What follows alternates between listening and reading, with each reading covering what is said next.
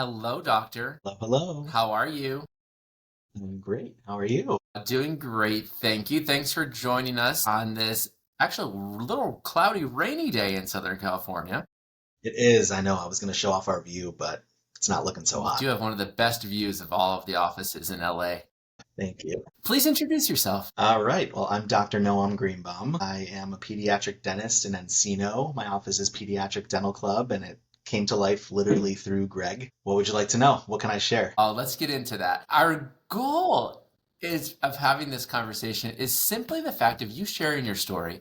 I think there's so many young entrepreneurs, current associate dentists who are having thoughts of what it would be like to work for themselves, to open their own practice or acquire a practice that already exists. And in your case, I mean, there's so many success stories around how we built your practice, and there's also a lot of learnings that happened along the way. And I think that's our goal. If we can share some things like that, would that be cool? Yeah, definitely. Okay, well, first, let's start out. Before we knew each other, what were you doing with yourself professionally? I was a Starbucks barista. You have your, I really was, actually. oh, were you? But no, I was, yeah. My first job was a Starbucks barista in New York City on the Upper West Side. That's cool. That was really fun. I actually miss it. Some days when I'm doing what I'm doing now, I'm like, man, I wish I could just be a Starbucks barista again. That was so fun. Well, you know what? Well, actually, one of my very favorite jobs in my whole career is TGI Friday server. Yeah, I'm telling you, it Yeah. was like so low stress, so fun. Right? Yeah, and I love coffee, but no, I love what I do now. I'm kidding. But yeah, so I was actually before I was in California, I was in Detroit, Michigan, and I was a practicing pediatric dentist there. Loved the practice I was in. Shout out to Golnick Pediatric Dental Associates in West Bloomfield, Michigan. Living life in Detroit, and then COVID hit, and my wife and I kind of took a little bit of a reset in terms of what we want for our long-term family lifestyle. I think a lot of people did that at that time. And it shifted our gears a little bit into thinking about moving to Southern California because my wife's family all is from here. So we started thinking about it, but then weren't 100% sure. And then kind of got back into working and things were going well. And then we had a baby, and my wife started to say, all right, well, I think now it's time that we move back to my family because all of her family's here. So we started thinking about it, and I was nervous because I'm not from LA or Southern California, so it's a beast out here. But I was open to it, and we did it, and it was great. But what really was interesting was the start of my real like startup journey was back in Detroit when I got COVID myself. And this is after like the shutdowns were done and all of that. I was back working and things were great. But when I was at home and like isolated in my bedroom, I had like 7 to 10 day, I think it was a 10-day quarantine that I just had to sit and think about nothing. And for some reason, all I could think about was starting a dental practice from scratch. Like, I don't know what it was. I think I saw some video from a consulting company on Facebook or Instagram, and it just like the bug started. I started getting that itch. And it's right around that 3 year mark of practice. And I think a lot of people have that around then. That's right. So that's when I started thinking about it, really. That's cool. And when you were thinking about it, like, I'm always interested, like, what do you Google? Like, what do you look up? Yeah. I actually remember doing a lot of Googling, and I saw that ad for that consulting company, and I started watching their videos, and it seemed like it sounds silly now because I know that this isn't the case, but it seemed very foolproof if you surround yourself by the right people. Like hire a good consultant and you can't fail. Like that's so wrong, but it's also like if you do surround yourself by the right team, you can succeed very, very quickly and very fast, very well, as long as you surround yourself by the right people. And that's really what I learned from that, like those videos was you need to find the right people to surround yourself. That's very true. It's a team approach. Hey, can we do a quick lightning round and share was on your team? Yeah, Who was definitely. your consultant? Gene St. Louis, best. Who is your realtor? Laura Regal, best. Who did you work with for dental supplier? Bob Mothershead, best. Who did you work with for design? You, the best. Come on. That's right. Let's see. Who was your contractor? Garrett Construction, also the That's best. right. How about IT? Certus Tech, the best. They were great. And they still are great. They just installed a printer this morning. Well, look at that. Who else was there? What did I miss? I feel like I'm going to leave someone. Forgive us if we left you out of that lightning round. I know, I'm so sorry. Those are I would say those are probably the main squad of people. Indeed. And what's so important is what you said. It's not just one person. It's not just one of those people in your circle of trust. It's everyone working together. For Would you sure. agree? Yeah, yeah, definitely. Cool. So, of all of those people, then, who was the first person you had a conversation with? Actually, Laura Riggle from Car Realty. During that quarantine time, I had that itch and I had nothing to do. So I called a buddy of mine in Chicago who opened his own pediatric dental practice. And I said, where did you start? Like, what's the first move? And he's like, oh, you need a construction company. Like, you need to contact, like, design and build. So I was like, okay, I'll start with that and like see where that takes me. So he gave me the person that he used in Chicago, and I called them. And they're like, well, we don't do LA or Southern California, but we know people out there. We can like refer you to somebody that's out there. I said, sure, I'll make a phone call. I don't mind. I have another 8 days here doing nothing. Yeah. The first person they referred me to was Car Realty, and I spoke to Laura Riggle, and then she referred me to Gene. Two Yeah, amazing people to have on your side. yeah, agreed. Awesome. So, from there, how many spaces did you look at before you found the one? Probably close to 10, I think. We focused initially on the valley, like the valley of Los Angeles, the San Fernando Valley. So we were looking in Tarzana, Encino, Sherman Oaks, Studio City were the main areas, and I think I looked at one out in North Hollywood.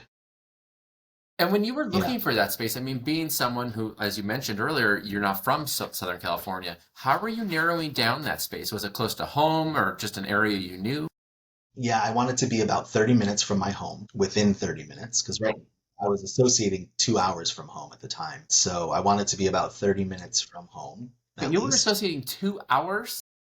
A Yeah, 2 hour drive. yeah, yes, and I still do it a couple days a week. Wow.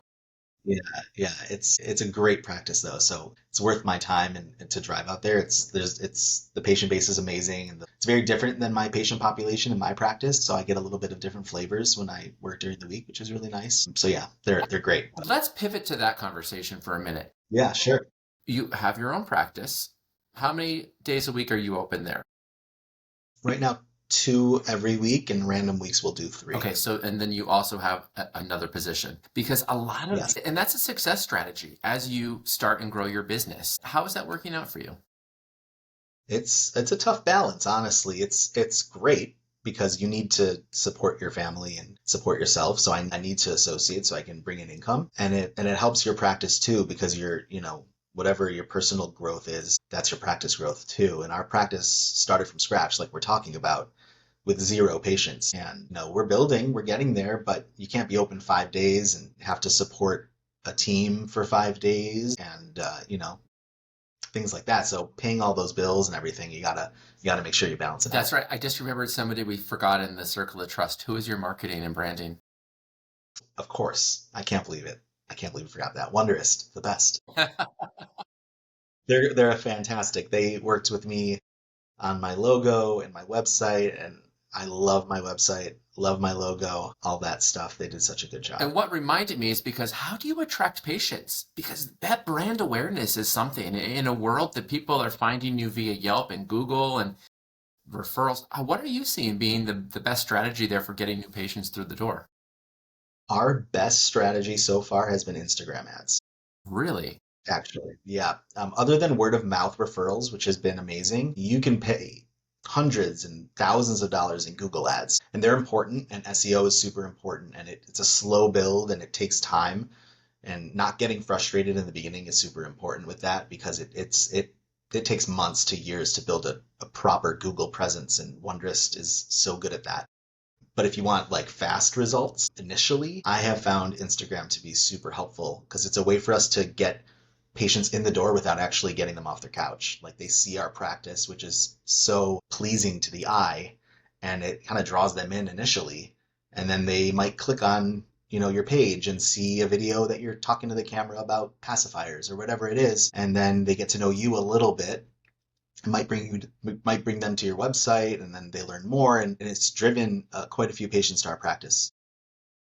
That's incredible. And you're really good at posting. We tag each other here and there.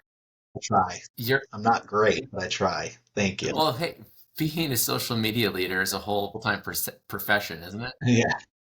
It's I really probably could bring someone on to do it full time.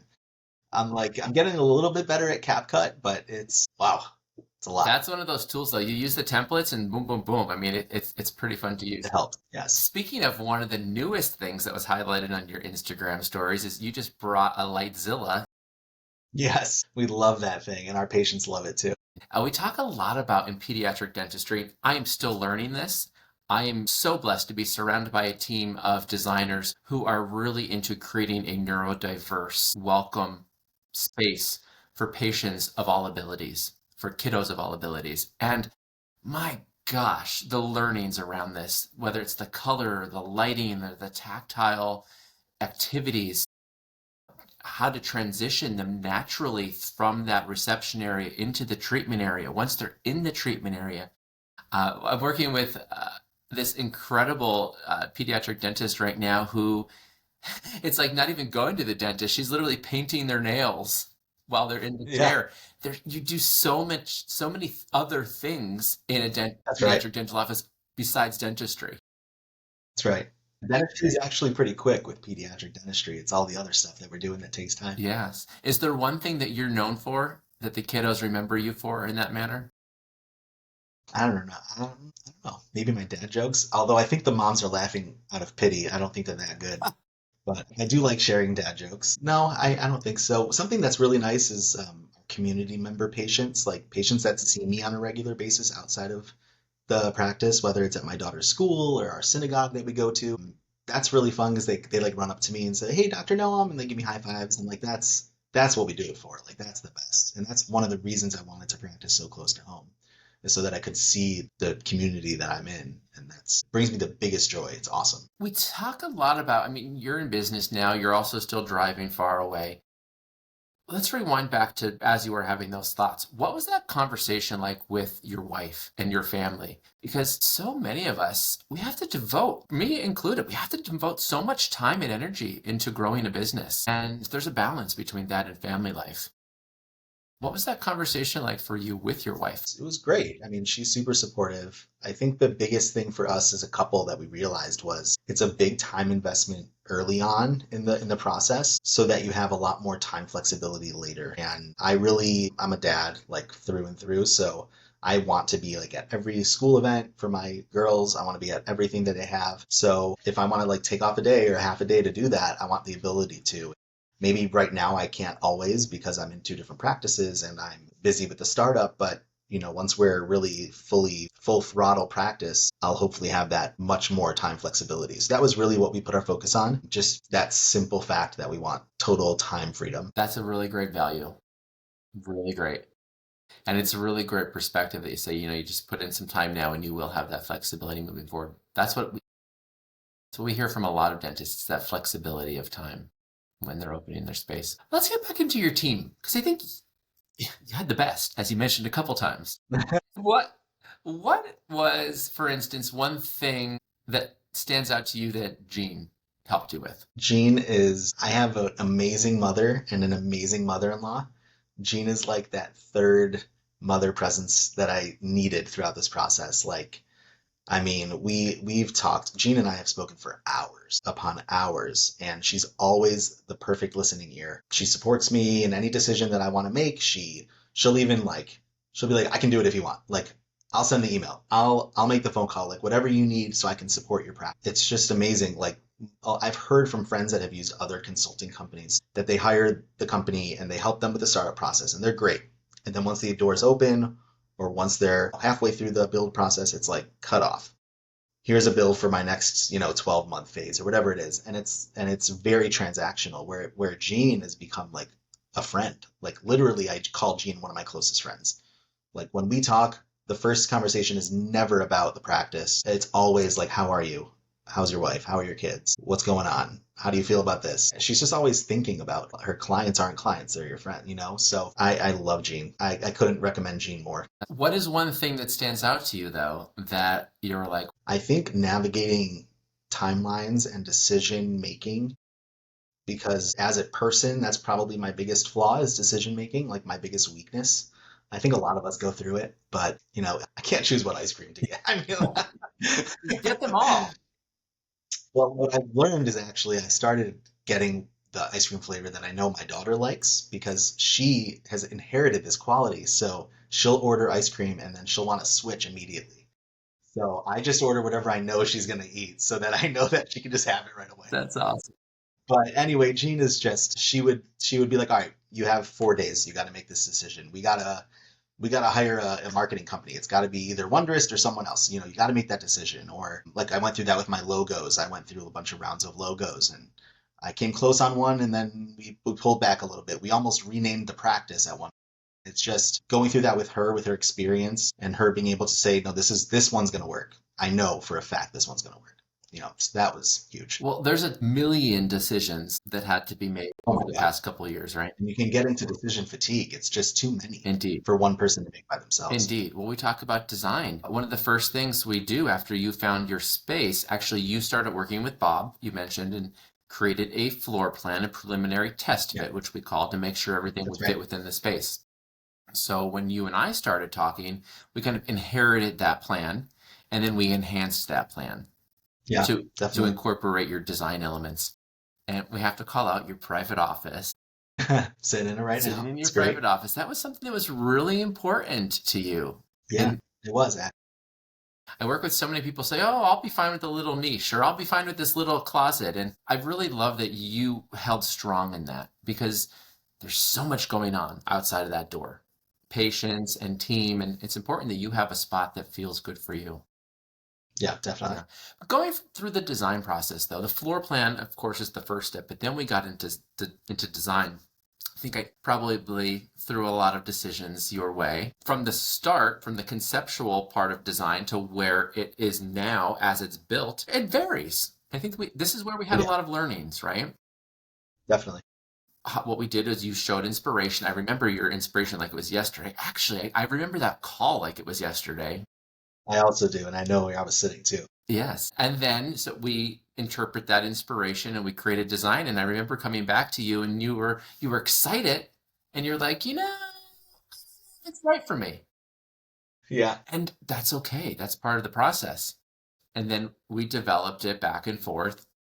And then we came out with this space that you loved, right? And I'm going to get deep here because it's something I deal with on a daily basis. We then put that design out to bid. And this is when it gets real, we got real fast. right? Yeah, The numbers come in and then you're like, well, that's X amount of dollars over budget, right? yeah, Yeah. yeah. It was quite, of It was quite a bit. And again, you're working with the best of everyone. course. And we all wanted what's best for you, truly. I think everyone on your team just huddled around you and we're like, what can we do to help you out here? So we revised. We revised numbers, we revised design, and in the end, your office is just really special. Perfect. Yeah, it is. There's certain aspects that I had to take out that I wanted, and I feel like early on I had this like grandiose, like luxury idea of what I wanted for this practice, and learned very quickly that it was not going to be in budget. And there were certain things that were very easy to take out, and then there were others that I really wanted that I had to make some hard decisions on. There were a couple things that we kept in. Thank God we did because they're huge. But Like what?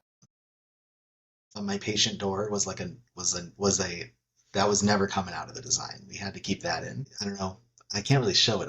I'm on a webcam or camera, but Everyone could check out the pictures on Instagram. yeah, Follow us both. yes. Right? Go to our Instagram. What is your Give us a handle on little love. Instagram? It's Pediatric Dental Club, Perfect. and yeah, it's just a patient. It's an arched patient-sized door. It's about 3 feet tall. The kids can push on it and it opens for them, and it's just every child that comes in runs to that door, whether they've seen it before or not. It's amazing. And then our circle chairs out in the waiting room have been a huge hit. The kids love those. And then everything else I wouldn't even call it like a budget office because there's so much beauty to it, but that we were able to like finesse choices and use colors and light and things like that rather than bringing in like super expensive elements that would have put me out of budget. That was amazing. And part of that was the construction company coming in and being really wise about those decisions. But that was you and I really just diving in and being like, what's necessary here? What can we take? And there were things that I was like, I need to take that out. And you would be like, no, that one's important. And you were so right. You were so right. But I mean, I literally probably would have been in like a just drywall space if I didn't have your guidance. So thank God you did not let me take certain things out. But it came out perfect. It is perfect. It is. Yeah, it It really truly is. is. One of the things that I like, questions that I like to ask people, and I reflect on this all the time, is which advice would you give to your past self? The Noam of 3 years ago that you now know about the process. That's a great question. I would probably tell myself that it's going to take a lot longer than you think it will and try to enjoy that process a little bit more because it really is enjoyable. I enjoyed a lot of it. There were stressful moments, but I enjoyed it for the most part. But I would say try to enjoy each step of the process along the way more. And I'm trying to think what else I could tell myself. I don't know. It's fun. Prepare for prepare for that decision making and for I feel like the process for me could have gone quicker had I been more confident in some of the decisions earlier on. Yeah, but other than that, I had such a good team that it wasn't really that hard in terms of like getting each step done. It was just looking at it from a global perspective. Man, if I would have just been a little bit more present during it, I probably would have enjoyed it a little bit. Hey, that's the truth for all of us in life in general. Yeah. What is a piece of advice you would give to anyone else coming into this, aside from decision making? But would you Yeah. tell them 1000% go for it? Or would you ever have reservations for someone? I think it just depends on the person. I think if your lifestyle caters to doing this, then go for it. Like I don't regret anything I did. It's perfect. It's exactly what I wanted. It's growing. The community has responded super well to it. I love what I'm doing here. My days where I drive to my personal office I love coming in here. So yeah, I would say go for it for sure. And then hire Greg. That's right. I like that advice. That's my favorite part. And again, I'm one person and part of a team that you selectively chose as the best of the best. And there's something to be said about that. There really is. As you said, we are there to support you, to help you make informed decisions. And one thing that people, Well, I think that, sorry to cut you off, but I think that's just such an important leadership quality. And I would say maybe that's a good piece of advice for someone that's going to do this, coming from being an associate, never having led a business or run a practice on your own. Like I've grown so much in 12 months just being a leader and learning how to lead. And really a lot of that is not telling people what to do, but it's delegating and watching others do what you want them to be doing. It's like it's so rewarding when you see that happen. And that starts when you hire your team and you surround yourself by everybody. You need to lead that group of people. And yeah, that's super important. let's talk about growing your team. So you're open for about how long now? We've been open. We're coming up on 12 months actually. Almost a year. Crazy. Thank Who you. was your first hire? Araceli. In what role? She is my dental assistant and she has been doing like the business coordination. She handled all the insurances and early on it was just her. So she was answering phones, doing insurances, clinically being my chairside assistant. Now she's more focused on chairside assisting. When I'm here in the office, she's always with me in the back. And when I'm not here, she still comes in and she still does the insurance verification. Who else then is on your team? I also brought in Caroline and Vanessa. And Caroline and Vanessa are running our front desk now. Caroline is a bit of a hybrid. We don't like to use the word floater because I feel like that's thrown around a lot in dental offices, and it's just like the person that does everything. And Carol's so much more than just a floater. But Carol primarily is up at the front desk, and then when Araceli and I need an extra hand, she's like zooms in the back and she's with us.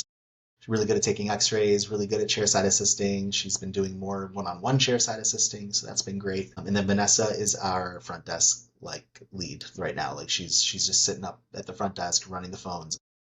That's amazing. Well, hey, almost 12 months in and you're growing your team pretty nicely. Yeah, it's Congrats. great. I'm blessed by having them for sure. As a business owner, how do you plan for the future in the manner of growing your team, growing your business? What is a strategy that you're looking at right now to grow and build? So right now we're having conversations about at some point here opening up a third day. That's been like the biggest challenge because a lot of our parents can't, let's say they can't come in on a Wednesday or a Friday. their work schedule or their kids' schedule, so they want Monday, and we're not here. So that's definitely a challenge in this stage. Our next move will be to open Mondays. The question is when, and it's really looking ahead at the schedule. So for like us, I look ahead in April. And I want to see how many days in April are full. If I'm full all of April, then I need another day in April. So we were full about the next 3 weeks, and then it got quiet. So I didn't want to open another day and then have more quiet. So we're waiting for that third week. If I have 3 weeks of full, I think I'm going to open a third day. It's just a matter of getting the schedule like actually full to a point where we can afford that third day.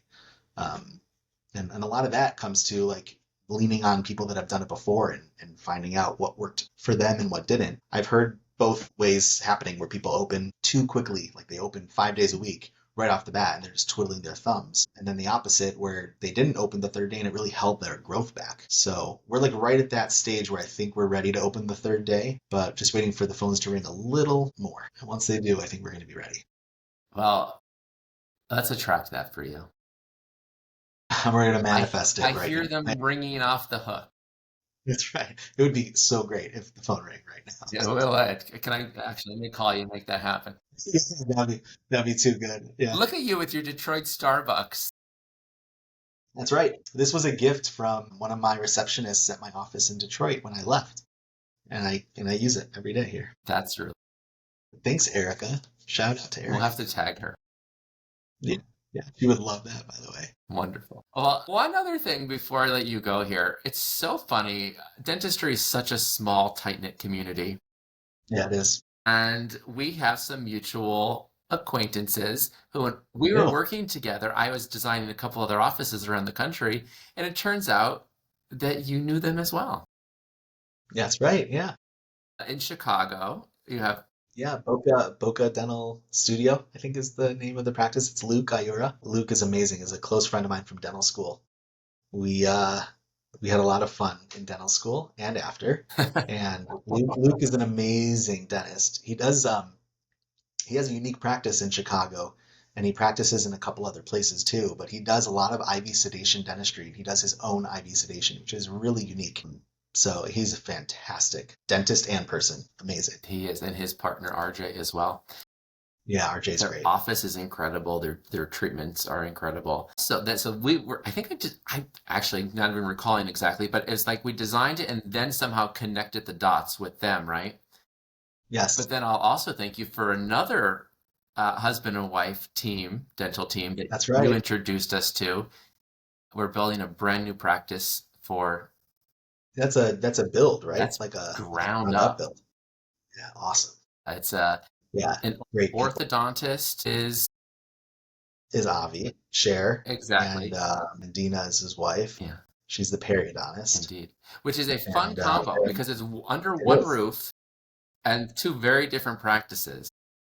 very different. They do sometimes overlap, which is rare, but I actually had a patient last week that did need a periodontist and an orthodontist. But it's unique, but they're fantastic people. They have a really great practice going right now, and I'm excited to see their new build. That's going to be amazing. You just reminded me of something. Do you have a referral network of local dentists that you feed off of? Yeah, I have a very strong referral. And how did you build that network? I think that's one of the best things you can do as a new startup is go out into the community and build that.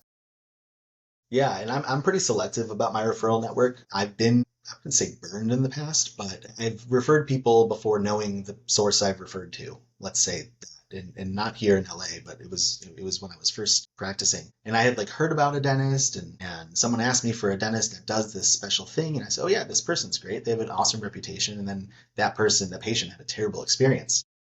So, oh man, like I recommended this person and now that kind of reflects me. So I've learned that it's important to really build that referral network and really know the people that you're referring to and from. Yeah, I've built that here in the Valley. There's amazing. That's the nice thing about where I'm at in Encino. There's so many good dentists. Did you just go knock on their door or did you meet them in the community? One I met through, there's a pediatric dentist in Beverly Hills that I'm a good friend of mine, and he had he had introduced me to his cousin who's an orthodontist out here in Tarzana. And I met her and we like had lunch. And then she invited me to one of her marketing events, which was like a happy hour. And signed me up. I love a good happy hour. So I went and I ended up just like making friends with 2, 3 of the dentists that were there. We started having fun, a good time, and then exchanged numbers. And then they referred me to someone else. And then at the end of it, I had this little network of 2 orthodontists, an oral surgeon, a periodontist, a general dentist. And then the nice thing too, my wife is from here. So she has some family friends that are dentists in the area, and that have helped. That's incredible. Well, congratulations. Thank you so much. Thanks for having me on this. This was fun. It's always good talking to you. It is indeed, indeed. Yeah. One last thing. Also, congrats for your accomplishment. Was it last weekend or 2 weekends ago now? You ran the Yes, marathon. I did. It was about a week and a half ago. I did it last year at the LA Marathon, and it was my first time doing a full marathon. I've run a few half marathons in the past, and I'm a pretty regular like short distance runner, good like 10 miles a week at least, just about. And then I ran this LA Marathon last year, and I got like this hook, like, oh my God, I got to do this all the time. I think that's pretty common. A lot of people have that feeling when they get to like their 26th mile. They're like, man, I could do anything. So I signed up for this year. Shout out to the practice that I associate at. They sponsored me, which was super cool. Sugarbug Dental in Ventura County. If anyone's ever in Ventura County, they're amazing. But yeah, so I signed up and I realized I had a baby actually. I thought you were talking about that. That's my biggest accomplishment. Yes, that too. I didn't do anything, but my You wife did had a one baby thing. 4 months. Yeah, exactly. I had a baby 4 months ago, and she kind of threw my schedule for a loop here. I like didn't have any time to train. So I had this marathon and it crept up on me and I did no training. And I just said, whatever, screw it. I'm just going to go do it. And I did. And it was awesome. It was actually kind of fun because I had zero expectations for any time or anything like that. But finished the marathon and I'll definitely do it again next year.